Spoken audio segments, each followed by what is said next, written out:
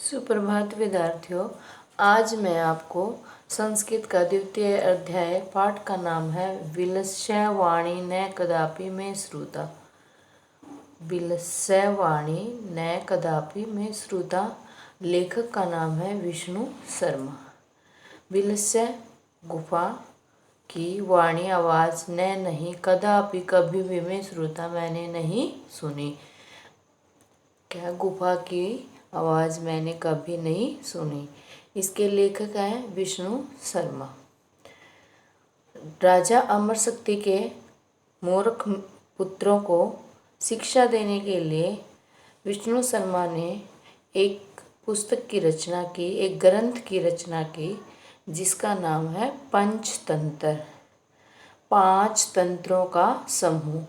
इस ग्रंथ में पशु पक्षियों के आधार पर कथाएं बनाई गई हैं और राजा अमर शक्ति के पुत्रों को शिक्षा दी गई।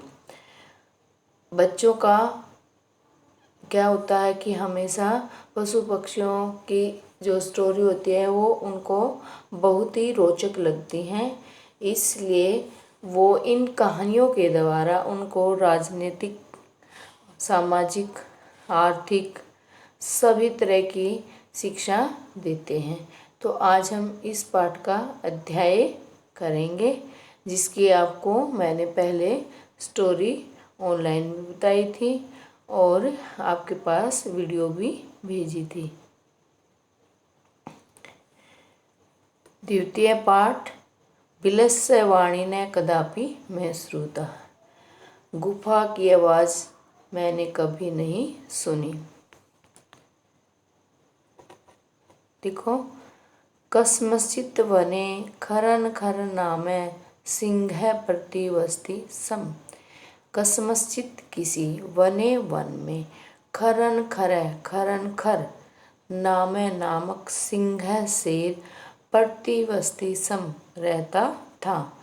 श कदाचित वह कभी इतस्ततः इधर उधर परिभ्रमण घूमता हुआ अक्षुधार्तः भूखा हुआ न किंचिदपि आहार प्राप्तवान और उसे कोई कुछ भी भोजन नहीं मिला।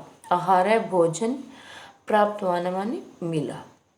ततः तब सूर्यास्त के समय एक महताम बड़ी गुहाम गुफा दृष्टवा देखकर स वह अचिंत्यत सोचता है नूनम निश्चय से ही एतस्याम गुहाम इस गुफा में रात्रि में या रात को अपि कोई भी जीव आगच्छति आता है।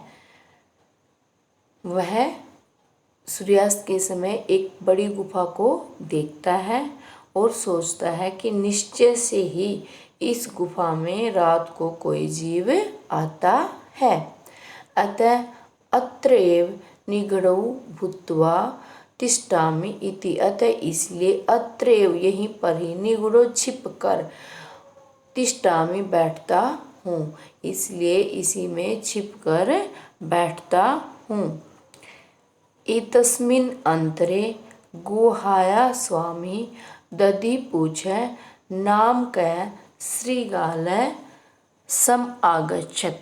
एतस्मिन् अवसरे इसी समय पर गुहायाम स्वामी गुफा का स्वामी दधिपुछ नामक श्रीगाल सियार सम आगस्त आ गया।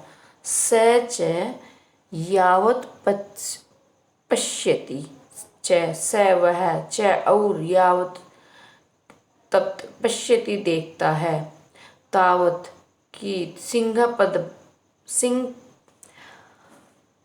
सिंह पद्धति गुहाम प्रविष्टा दृश्यते। शेर के निशान पद चिन्ह जाने के दिखाई देते हैं। न च बहिरागत बाहर आने के नहीं। क्या है? तब वह देखता है कि शेर के जो पैरों के निशान हैं वो जाते हुए के हैं, आते हुए के नहीं, बाहर आते हुए के नहीं। श्रीगाल अचिंत्यत, सियार सोचता है। अरे अहो विनिष्टो अस्मि, अरे मैं तो मारा जाऊंगा या मेरा विनाश होगा। नूनम अस्मिन बिले सिंह अस्ति इति, निश्चय से इस गुफा में शेर है। तर्कयामि, ऐसा तर्क देता है। ततः किम करवाणि, अब क्या करूं। एवं विचिन्त्य, ऐसा सोचकर। तो बच्चों दोबारा देखें। कस्मचित वने, किसी वन में, खरन खर नाम है, खरन खर नामक, सिंह शेर प्रतिवस्ती सम रहता था। स वह कदाचित कभी इतस्ततः, या एक बार इधर उधर, परिभ्रमत घूमता हुआ, क्षुधार्त भूखा, न किंचित आहार, भूखा हो गया और उसे कोई भोजन नहीं मिला। ततः सूर्यास्त समय, तब वह सूर्यास्त के समय एक बड़ी गुफा को देखता है। वह सोचता है कि निश्चय से ही इस गुफा में रात को कोई जीव आता है, इसलिए यहीं छिप कर बैठ जाता हूँ।